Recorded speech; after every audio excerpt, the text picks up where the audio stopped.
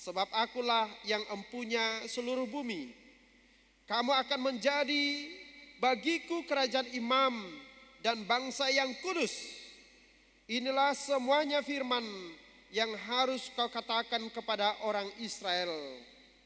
Lalu datanglah Musa dan memanggil para tua-tua bangsa itu dan membawa ke depan mereka segala firman yang diperintahkan Tuhan kepadanya. Seluruh bangsa itu menjawab bersama-sama, segala yang difirmankan Tuhan akan kami lakukan. Lalu Musa pun menyampaikan jawab bangsa itu kepada Tuhan. Demikian firman Tuhan. Bapak ibu saudara-saudara jemaat yang dikasihi Tuhan kita Yesus Kristus, status baru adalah momen-momen yang sangat menyenangkan, momen-momen yang sangat berharga dalam perjalanan kehidupan manusia. Katakanlah misalnya seorang anak lulus yang tadinya seragam putih biru menjadi putih abu-abu, bagi mereka itu tentu sangat menyenangkan. Yang tadinya punya seragam putih abu-abu, kemudian menjadi jas alma mater kampus, itu tentu sangat menyenangkan. Begitupun seorang yang baru dapat kerja, tentu momen itu menjadi momen yang sangat berharga, momen yang unforgettable. Demikian juga orang yang memiliki jabatan baru naik pangkat, tentu ini menjadi momen yang sangat penting. Demikian dari status lajang menjadi status istri atau sebagai suami, tentu ini menjadi sangat menyenangkan dan momen yang sangat yang unforgettable. Itu sebabnya ketika ada orang yang menikah, selalu dalam ucapan selamat untuk pernikahan tersebut, ya, selalu selamat menempuh hidup baru, ya, atau selamat berbahagia. Karena itu sangat menyenangkan. Begitupun momen ketika dalam konteks firman Tuhan hari ini. Kapankah firman Tuhan ini disampaikan? Yaitu ketika umat Israel baru memperoleh status baru sebagai bangsa yang merdeka, bangsa yang tadinya budak menjadi bangsa yang bebas, bangsa yang tadinya di bawah perbudakan, tidak memiliki negeri, tidak memiliki rumah sendiri, tidak memiliki kebun sendiri. Oleh karena pertolongan Tuhan, mereka menjadi bangsa yang merdeka. Mereka memiliki status yang baru sebagai bangsa yang diakui di tengah-tengah dunia ini. Tentu ini menjadi sesuatu yang sangat menyenangkan. Bapak ibu saudara-saudara, jemaat yang dikasihi Tuhan kita Yesus Kristus, selanjutnya kita perhatikan dalam ayat pertama tadi, ya. Ayat pertama, pada bulan ketiga, ya.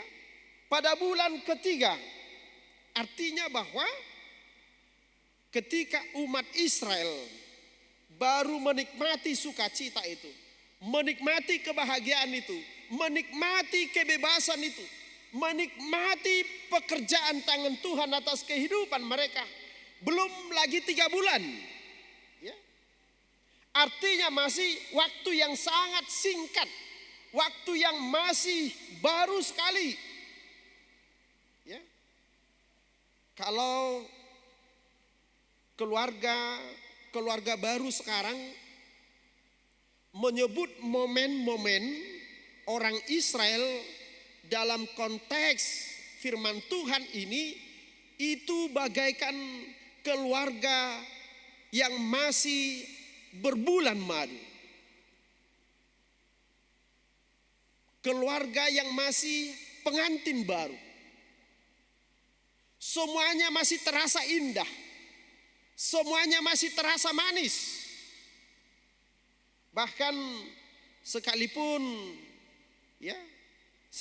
istrinya kuat makan jengkol malam harinya, begitu bangun pagi-pagi, bagi suami yang masih pengantin baru, bau jengkol itu bagaikan aroma harum bunga melati. Kenapa? Karena masih sangat menyenangkan, ya, masih sangat membahagiakan. Bapak Ibu saudara-saudara jemaat yang dikasihi Tuhan kita Yesus Kristus, begitupun ya kondisi bangsa Israel pada saat ini, mereka baru menikmati kebahagiaan. Kalau kita mencoba membaca ke belakang dalam pasal yang ke-15, ya, ketika umat itu telah lepas dari perbudakan Mesir, mereka bisa menyeberangi Laut Ara, Laut Mati itu, ya. Mereka yang mengira tidak akan bebas dari tangan Firaun, tetapi oleh kekuatan Tuhan mereka bebas. Mereka lepas, maka mereka bernyanyi, Tuhan itu kekuatanku, Tuhan itu mazmurku. Mereka mengagungkan Tuhan, mereka memuji Tuhan karena perbuatannya yang besar. Tapi jika kita perhatikan, belum lagi 3 bulan, masih 1 bulan, masih 2 bulan, mereka melihat pekerjaan tangan Tuhan yang besar itu. Mereka sudah mulai bersungut-sungut, mereka mulai sudah memberontak kepada Tuhan, ya.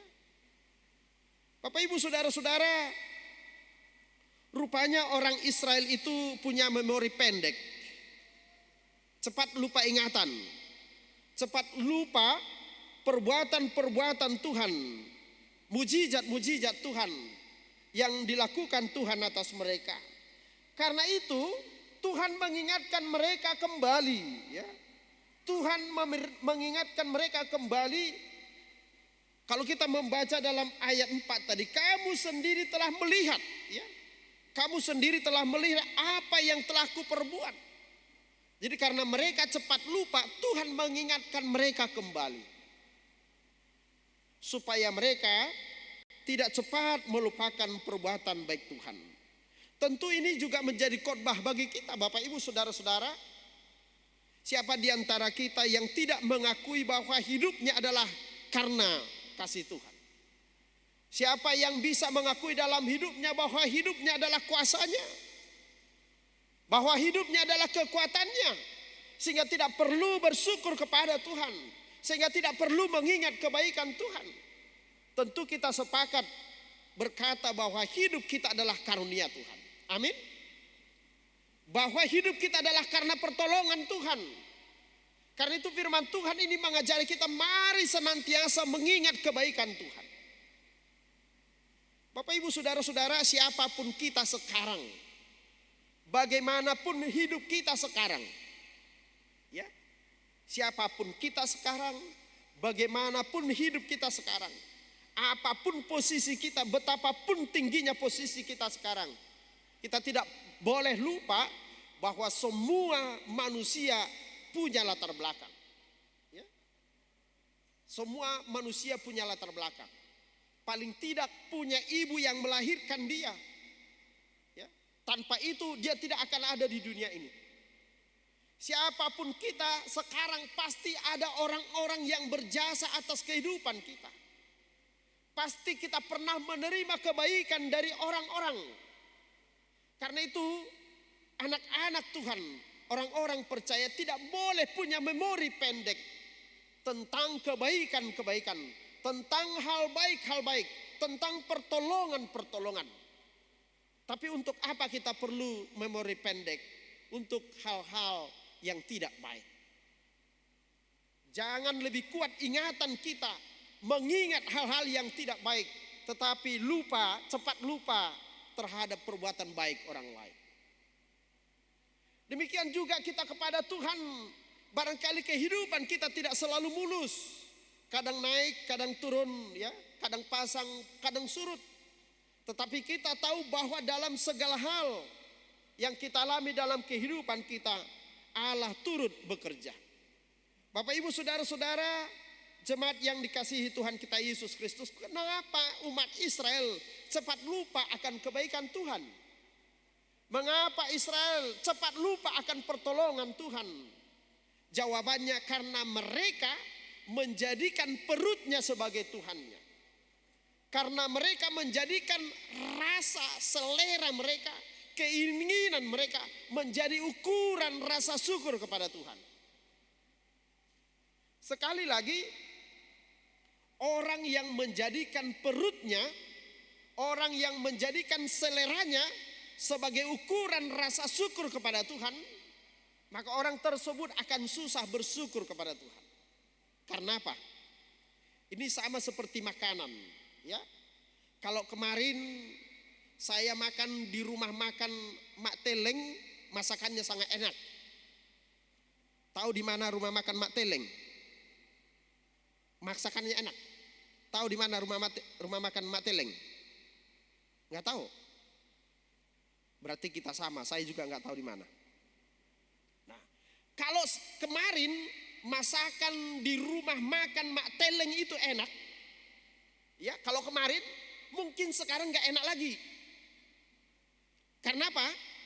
Karena saya telah menemukan rumah makan yang baru yang masakannya lebih cocok dengan lidah saya.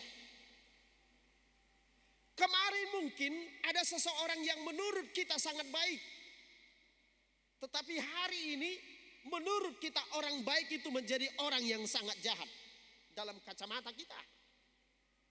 Karena apa?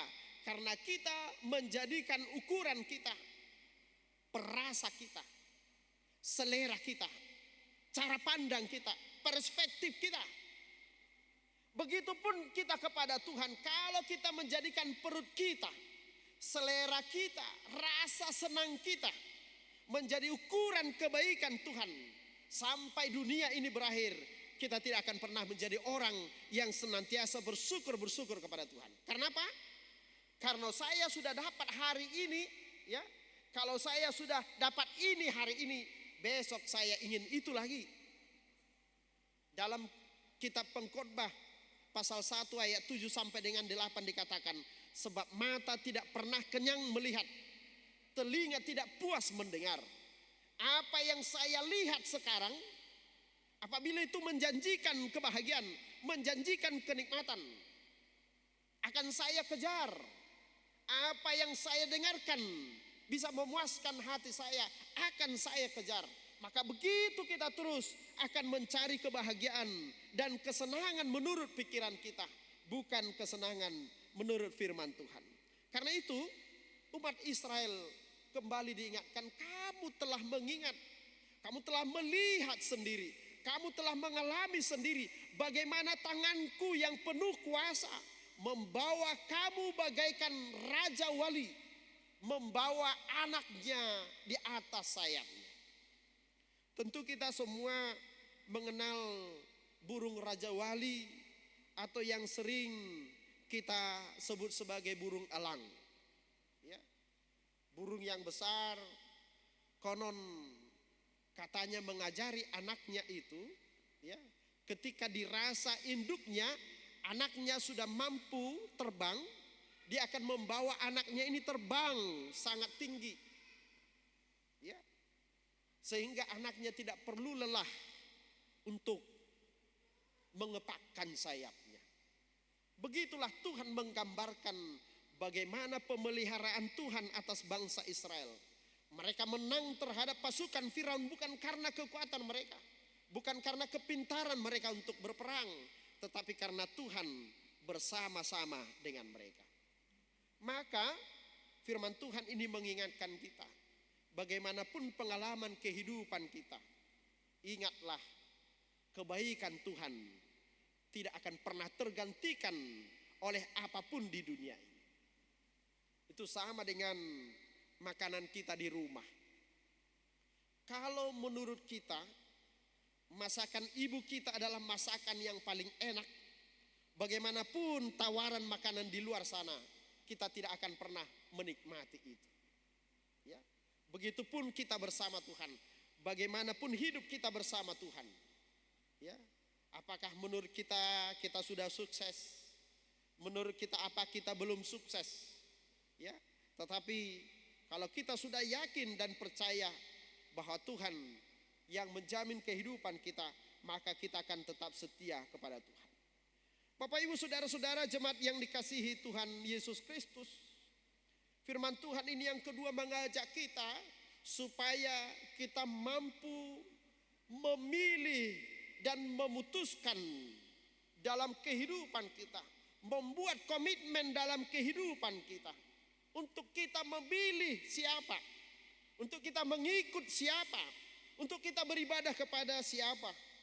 Firman Tuhan mengatakan, lalu Tuhan berseru kepada Musa, beginilah kau katakan kepada keturunan Yakub, kepada orang Israel, ya. Dalam ayat yang kelima dikatakan, jadi sekarang jika kamu sungguh-sungguh mendengarkan firman-Ku dan berpegang pada perjanjian-Ku, ya. Jika kamu sungguh-sungguh mendengarkan firman-Ku dan berpegang pada perjanjian-Ku, maka kamu akan menjadi harta kesayangan-Ku sendiri dari antara segala bangsa. Ya. Tuhan memperbaharui janjinya kepada orang Israel. Bukan karena Tuhan ingkar janji, tetapi karena manusia, karena orang Israel tidak bisa, tidak pernah konsisten, tidak pernah komit. Kalau Tuhan berjanji sekali, 100 kali dia penuhi. Kalau manusia sekali berjanji, 10 kali diingkari. Itu perbedaannya. Ya. Karena itu Tuhan kembali memperbaharui perjanjian itu. Karena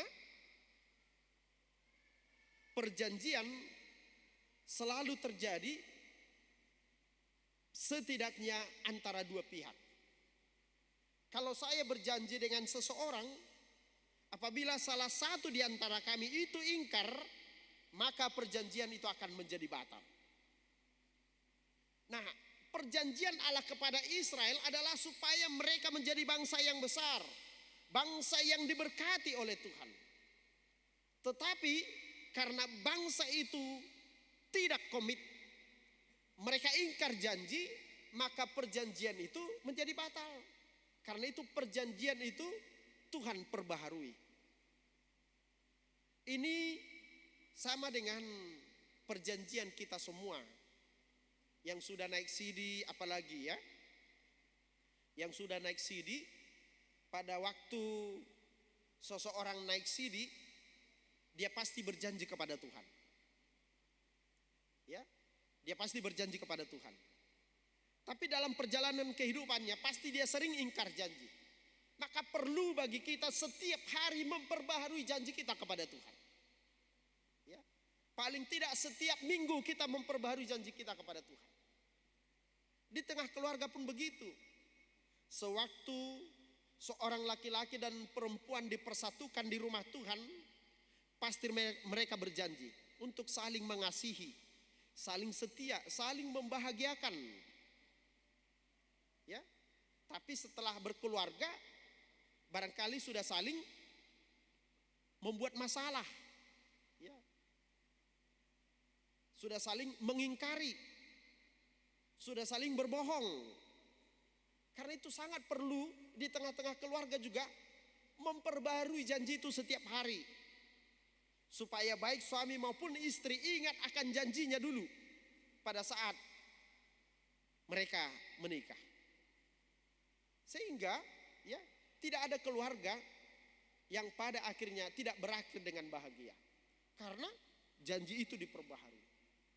Begitupun Tuhan, ya, dalam firman Tuhan ini, dia memperbaharui janjinya kepada Israel supaya umat Israel kembali mengingat, ya, kembali mengambil keputusan dalam kehidupan mereka. Apakah mereka mau mengikut Tuhan? Karena mereka mengikut Tuhan, mereka akan diberkati. Apakah mereka mau menjauh dari Tuhan? Karena akhirnya mereka akan menjadi bangsa yang terkutuk. Bapak Ibu Saudara-saudara, seringkali kita mendengar ada ungkapan bahwa hidup adalah pilihan. Ya. Hidup adalah pilihan. Karena memang setiap kita, setiap manusia selalu diperhadapkan pada pilihan. Selalu diperhadapkan pada keputusan. Setiap kita dalam satu hari pasti pernah memilih, pasti memutuskan dalam setiap harinya. Ya. Contohnya ketika kita bangun pagi,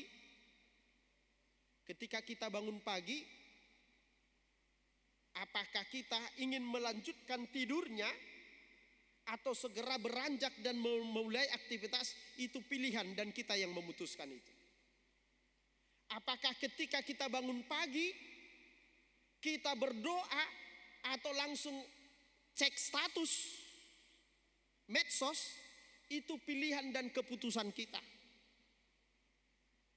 Ya. Termasuk kehidupan kita sekarang juga itu adalah hasil daripada pilihan kita di masa lalu. Itu artinya apa? Bahwa setiap kita selalu diperhadapkan pada pilihan dan membuat keputusan. Mengikut Yesus pun begitu, termasuk datang ke gereja ini, itu pilihan dan keputusan kita sehingga kita hadir di sini. Demikian juga dalam memilih masa depan kita. Kita pasti memilih dan memutuskan akan jadi apa kita. Karena itu Bapak Ibu Saudara-saudara, siapa yang tidak mampu mengambil keputusan dalam hidupnya, dia pasti tidak punya masa depan. Ya. Dia pasti tidak punya masa depan. Nah, cita-citamu apa? Enggak tahu, Pak. Itu bahaya itu. Termasuk juga ya, ada seorang pemburu yang melihat 2 ekor rusa. Kalau dia tidak memutuskan memilih rusa yang mana, maka dia tidak akan pernah mendapatkan rusa itu. Jadi kalau dia melihat rusa, dia ingin mendapatkan 2 sekaligus, tidak akan bisa itu. Dia harus memutuskan rusa mana yang akan dia buru. Jadi sama halnya dalam berkeluarga. Seorang perempuan atau seorang anak gadis yang sudah tiba saatnya untuk menikah, ya, seorang gadis yang didatangi oleh, ya, atau didekati oleh 5 orang laki-laki sekaligus dalam waktu yang sama. Apabila anak gadis itu tidak bisa memutuskan laki-laki mana yang akan dia pilih menjadi suaminya, maka sampai dunia ini berakhir dia tidak akan pernah menikah. Jadi di sini ada yang sudah di atas 24 tahun, 25 tahun atau menjelang 28 tahun belum menikah, tapi sudah berpacaran 5 tahun lebih, gak nikah-nikah juga sampai hari ini. Jangan-jangan karena dia tidak bisa mengambil keputusan dalam hidupnya. Bayangkan pacaran 5 tahun gak nikah-nikah, presidennya aja udah ganti. Ya. Jadi orang yang tidak mampu membuat keputusan dalam hidupnya, dia tidak punya masa depan. Karena itu pilihan itu juga diberikan kepada kita hari ini, kepada umat Tuhan, kepada anak-anak Tuhan, kepada kita diperhadapkan pilihan berkat atau kutuk. Maka sebagai anak Tuhan kita memilih dan kita mau bersama-sama, ya, kita mau bersama-sama untuk memberikan kehidupan kita dan berkomitmen untuk mengikut Tuhan dengan setia. Bapak Ibu Saudara-saudara, tetapi setiap keputusan pastilah dengan konsekuensi. Ya. Harus dilakukan, harus dipertanggungjawabkan. Nah, inilah yang disampaikan oleh nas epistel kita tadi. Sebagai orang Kristen, sebagai anak-anak Tuhan, kita masuk kategori orang-orang percaya masuk kategori orang-orang beriman. Tetapi firman Tuhan dalam Yakobus 2 tadi, ayat 14 sampai dengan ayat 17 mengatakan, kalau kamu punya iman, tetapi iman itu tidak berbuat, iman itu tidak berbuah, sama saja iman yang mati. Jadi setiap keputusan kita untuk mengikut Tuhan itu punya konsekuensi. Tidak cukup berkata aku percaya kepadamu Tuhan. Tidak cukup berkata aku beriman kepadamu Tuhan. Ya, karena itu iman itu seperti pohon. Ya, iman percaya kita itu seperti pohon. Ada pohon yang tidak berbuah. Yesus berkata dalam Matius 21, pohon yang tidak berbuah itu sama dengan pohon yang sudah mati. Bahkan Tuhan mengutuknya sehingga pohon itu tidak akan pernah berbuah sampai kapanpun. Ada pohon yang kedua berbuah, bahkan buahnya banyak, tetapi buahnya busuk. Itu sama seperti pohon mangga yang banyak buahnya, tapi tak satu pun buahnya itu bisa dimakan. Ingat, pohon yang baik tidak pernah berbuah hanya untuk dirinya sendiri. Pohon yang baik tidak pernah berbuah hanya untuknya. Jadi buahnya banyak, jatuh kemudian busuk dan menjadi kompos. Jadi orang percaya, orang Kristen juga ada yang begitu. Ya, dia aktif gereja, ya. Misalnya ikut KOR, ya. Semua KOR yang ada di gereja itu dia ikuti. Ya. Bahkan walaupun dia bapak-bapak, kalau boleh anggota KOR Ina juga bapak-bapak, mungkin dia masuk ke situ. Tapi kemanapun dia hadir selalu bikin masalah. Ini orang Kristen aktif di gereja tetapi selalu bikin masalah. Dia hanya menikmati keaktifan di gereja itu hanya untuk kebahagiaannya sendiri, bukan untuk menyenangkan Tuhan. Maka iman yang ketiga yang mau kita lakukan, yaitu iman yang hidup dan berbuah yang baik, sehingga orang lain bisa menikmati berkat melalui kita. Baik di tengah keluarga kita, dimanapun kita hadir, kita boleh menjadi berkat bagi yang lain. Maka Bapak Ibu Saudara-saudara, saya mengundang kita untuk membaca, ya, untuk membaca ayat 8 tadi, ayat yang terakhir, ya. Kita mau diajak oleh firman Tuhan ini untuk bersama-sama berkomitmen, berjanji dan memutuskan dalam hidup kita hari ini untuk mengikut Tuhan sungguh-sungguh dan melakukan firman-Nya. Maka saya mengajak kita untuk mengatakan, segala yang difirmankan Tuhan akan kami lakukan.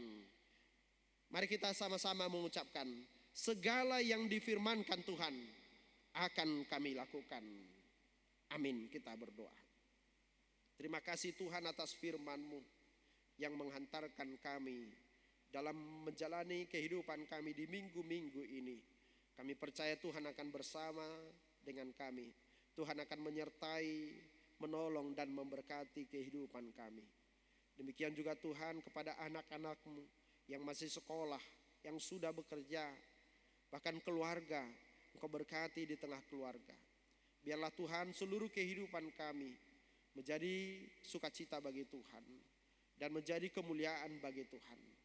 Berangkatkan kami Tuhan untuk menjalani hari esok, melanjutkan kehidupan kami penuh sukacita, penuh berkat daripada Tuhan, penuh keyakinan dan kepastian bahwa Tuhan memelihara kami dan menjadikan kami umat kesayangan-Mu. Tuhan akan berkati kami sehingga kami menjadi berkat bagi siapapun. Dalam nama Yesus kami berdoa. Amin.